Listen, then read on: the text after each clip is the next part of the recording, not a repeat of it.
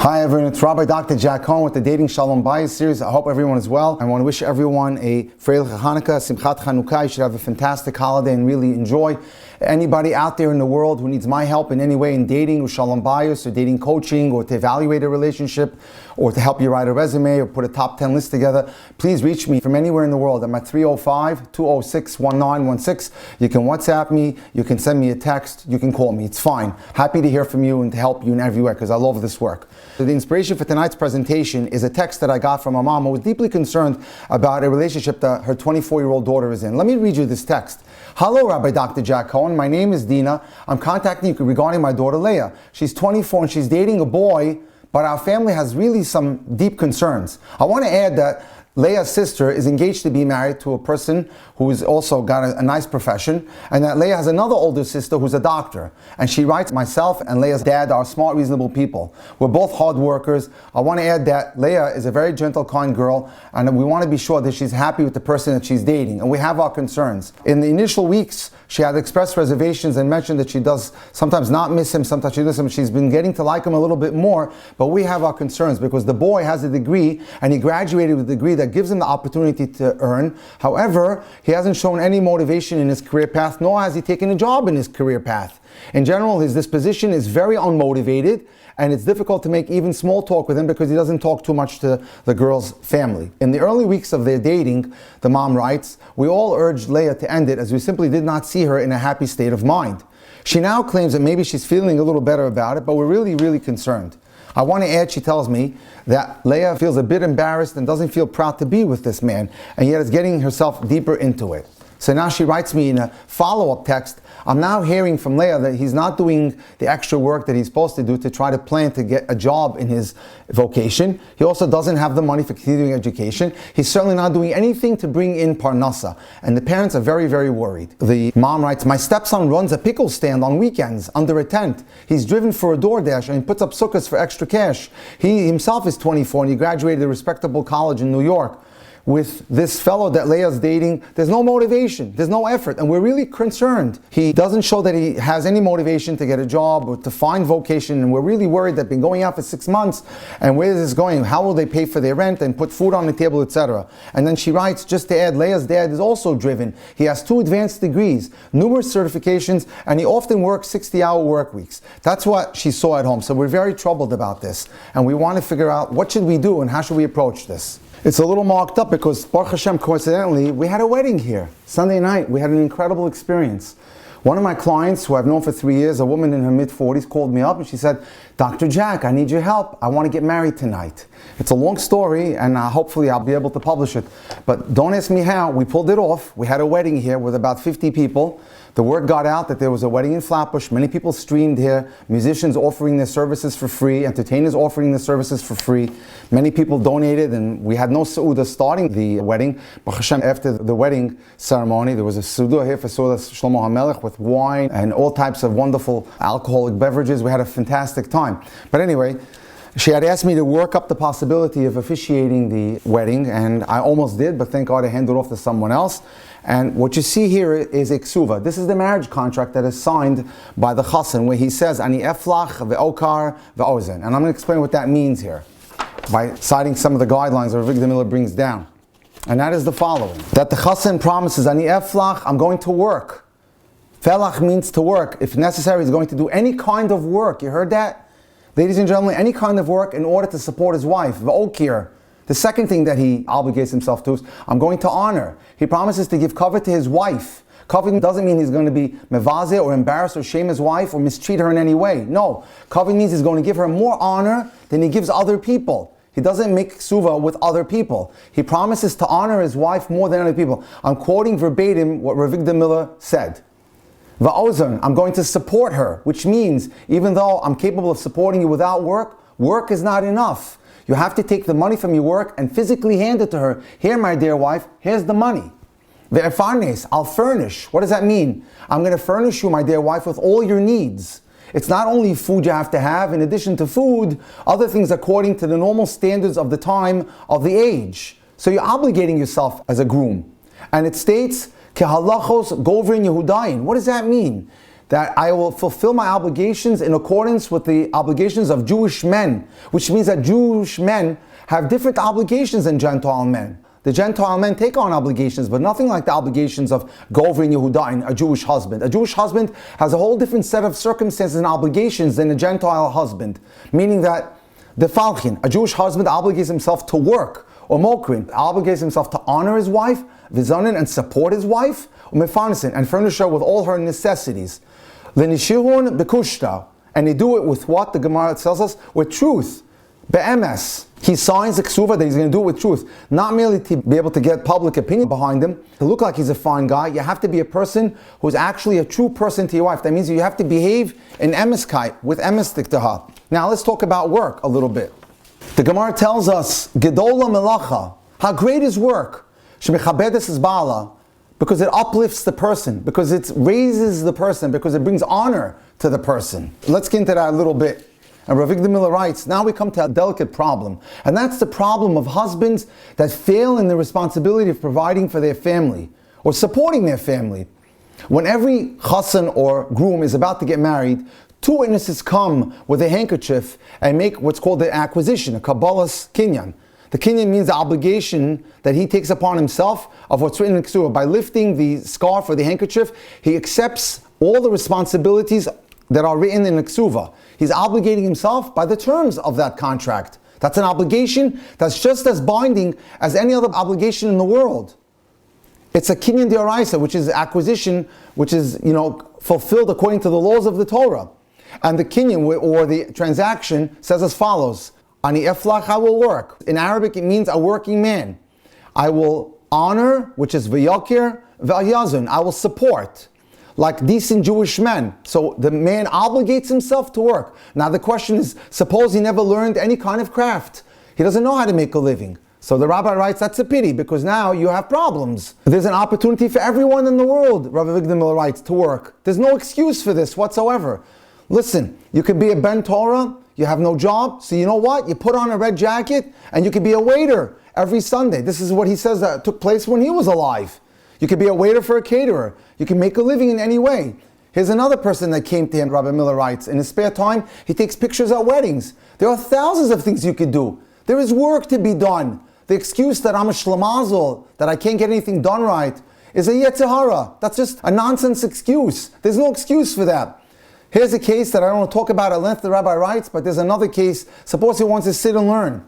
Now, if his wife desires that her husband should learn his whole life, and she should support him, that's her privilege, that's okay. But suppose you start out as a kolon man, and there's no condition that she allows you to work your whole life. Then he has transgressed the ksuba if he has to get out and work, if he doesn't take a job. He can go into any kind of education, he can teach in chinuch, he can get himself a trade, whatever it is. He can be a mashkiach in kashrus if he wants to be. He can do something even more professional than that. However, he has to do something, because HaKadosh Baruch Hu doesn't accept any excuse like that. Hashem says, you took the kinyan on the ksuva, you accepted by signing your name to the ksuva, that you said, I will work, I will support.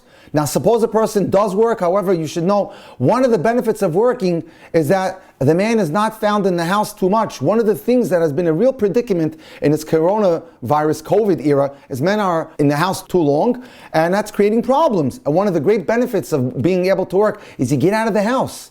The house is the private domain of the wife. Of course, she likes to have the husband around at night or on Shabbos, but sometimes when there's a day off or on legal holidays, he's home all day long. Then he can become a nuisance. He pokes his nose into everything. He walks into the kitchen. He gives advice what to cook. I have a problem right now with a young couple that's married only a year and a half, and he's constantly telling her how to cook this and how to bake that, and it's causing a real problem there, Shalom Bayis. If he has a day off, he should go on that day and learn. Become a kollel man for the Sundays or legal holidays. He sits and learns in yeshiva. That's fantastic. Why? Because we have a concept. Absence makes the heart grow fonder. There's no question. If you're not around all the time, the principle still applies. Choker raglecha mibayit re'echa. Mishlei, Shlomo HaMelech tells us, take your feet and walk out of the house of your best friend, which is your wife. Don't be found there too often, because when you're in the house all the time, there's going to be spites that are going to ignite a fire. and there'll be something that'll cause an argument. Therefore, why should you look for reasons to have problems and upset the shalom bayis? So don't be found too much in the house. And one of the great benefits of having a job is that you won't fall prey to this problem. Go to work, and in the evening, go to shiurim. Then come home. You can teach your children some Torah. You can help out with whatever needs to be done in the house. But don't hang around in the house too much. So gedola avoda, how great is work? Because it allows the shalom bayis to be maintained, since the husband and wife are not always on top of each other. And that's so important. Familiarity breeds contempt. Let's continue with this concept of ni'aflach, how it work. Let's say you're not going to ever be a Rosh Yeshiva, you're not going to be a Maggid Shir, you're not capable of being a Rebbe or a Rav. Then make it your business to learn a trade. There are plenty of trades around in the world. Take the yellow pages, Rabbi Miller writes, and look through all the various professions and various forms of parnasa, and make up your mind and get busy. You have to train yourself for a livelihood. Otherwise, you're not being loyal to the promise that you made when you signed the marriage contract, where you wrote ani eflach, you signed to it.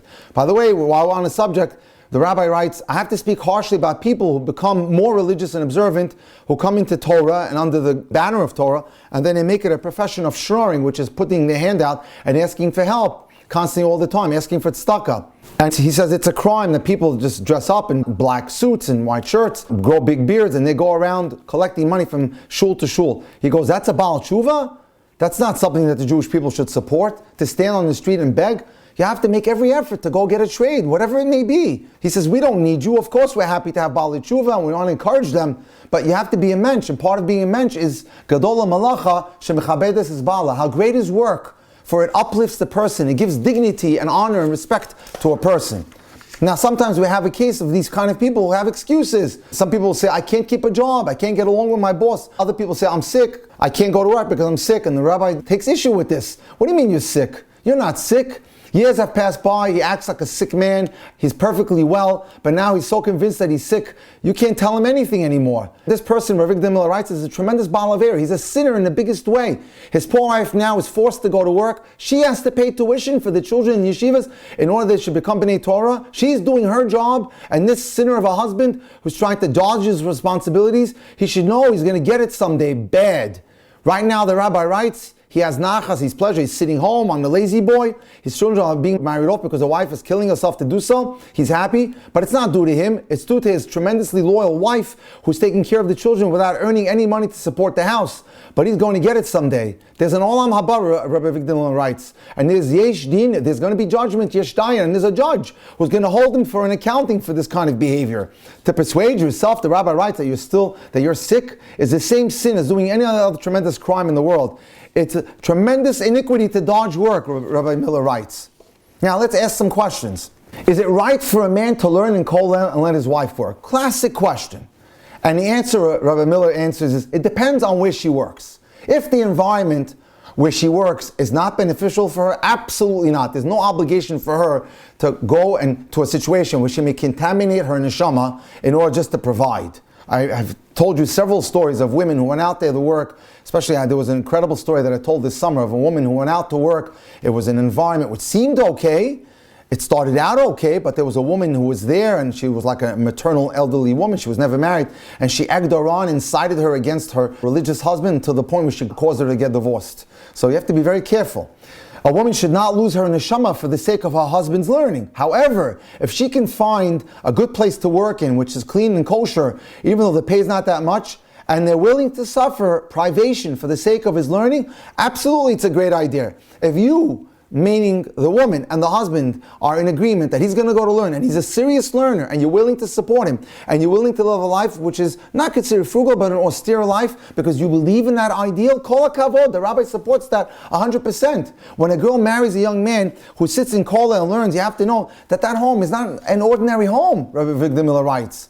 It's a kollel home, and we honor that, and we respect that. It's influenced by the spirit of Torah. Every day the husband goes off to kollel, and his wife goes off to work. Now, if she goes off to work, and he's sitting in the house reading his newspaper with his legs propped up on the lazy boy, and he goes off to kollel at 10:30, 11 o'clock, now that's not something we approve of. When she goes to work, he has to be in kollel already. He has to work too, breaking his head over the Gemara. A full day of work in the yeshiva or in the kollel. He can't sit around an hour at lunch, or you find him standing outside the yeshiva in the morning, kibitzing with the people in the coffee room. His wife is working, he's got to be serious in working too. But if he's really working and learning, and she's working, making a parnasa, it's a beautiful beginning to a home. I think there's nothing wrong with this, starting a life and learning for a year or 2 or 3 in kollel, but the man is serious about learning, and he's not wasting his time by the coffee room and going in 11, 12 o'clock. And eventually, when they leave learning to go into a livelihood, which many people do, they spend a year or 2 or 3 in learning, and then he segs right into a livelihood. The family will have a tremendous benefit because they'll have established a kollel mindset in that home. The children will already be established as a kollel children who saw a father that learned every day and was most nefesh for it.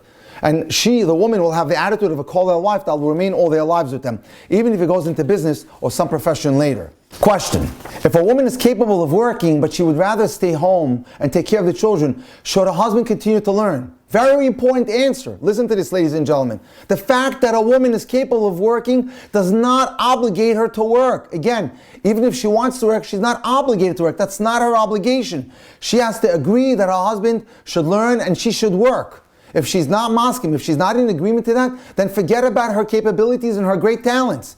Even though she can make a lot of money, she's not mechuyev or obligated in any way to do anything except household chores.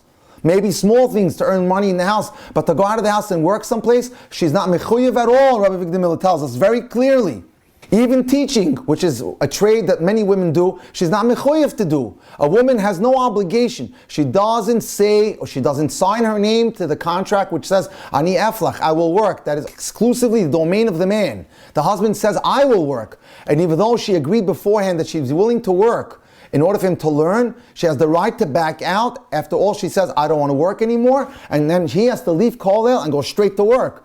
If she wants to fall back, she can say, I don't want to do it anymore. You, my husband, it's time for you to go to work. Another question is that, should a person try to get a job that involves chesed, such as a grocer or baker, because in addition to making a living, he can also perform acts of kindness by selling food to people, or things like that nature? Listen to the incredible clarity of this man. And Rav Vigdamila writes, you should get a job that pays the most money. That's what you should do. Whatever gives you the most money. He's very, very practical. Look for the job that pays the most money. Obviously, that the environment should be kosher. That's your job, to earn money as the husband. However, it's not a bad idea that if you do sell bread, that you hand the bread to the customer in a nice way, so you can kill 2 birds with one and get 2 mitzvahs, one for earning a living and one for aftar kamocha, for your fellow Jew. Nothing wrong with that. Okay, very nice. Next question. How can a kollel man know when it's time for him to leave the kollel to work? And the rabbi answers beautifully, never. You're under no obligation to leave. As long as you're being supported and your wife is okay with that, then you should continue to learn. Whether the kollel supports you, or whether your wife is supporting you, or the parents are supporting, there's no reason to leave. It's never too late to go out in the world and earn a livelihood. As long as you go out with more learning and more ripeness of experience, and you have a greater mind that you've developed from learning, you'll be more successful. However, one criteria you must follow, and that is if there's no parnasa. If the wife says, I don't want you to learn anymore, I don't want you to work, then Rabbi Vigdamila says, that's it, it's over. The chapter's over. A man can only do if his wife gives him permission. A man can only learn if his wife gives him permission. Otherwise, the condition of the kesuba takes over automatically by default, and he has to get out there and hit the pavement and find some sort of parnasa and start bringing in the money. Because he signed his name to the kesuba where it says, I will work, and even though they made a condition beforehand, by the way, the rabbi warns, if you are going out with boys and he says he wants to learn, and he says, how long, and you ask him the question, how long do you want to learn? He says, forever. Be very careful, the rabbi says. I would step away from that one. If your wife is willing to work to support you, then let her go to work, as long as she's willing, but never under force and never under duress. And the day that she says, I'm not interested, I want to stay home now and take care of the kids, the husband has to close the Gemara and go to work. I'm sure he's going to maintain his Sadarim, Kivyas Itim, but as soon as she says she's not willing, then the contract is changed now, and you fall back in the Ksuva that says, Ani Eflach. So we've made it very clear, ladies and gentlemen.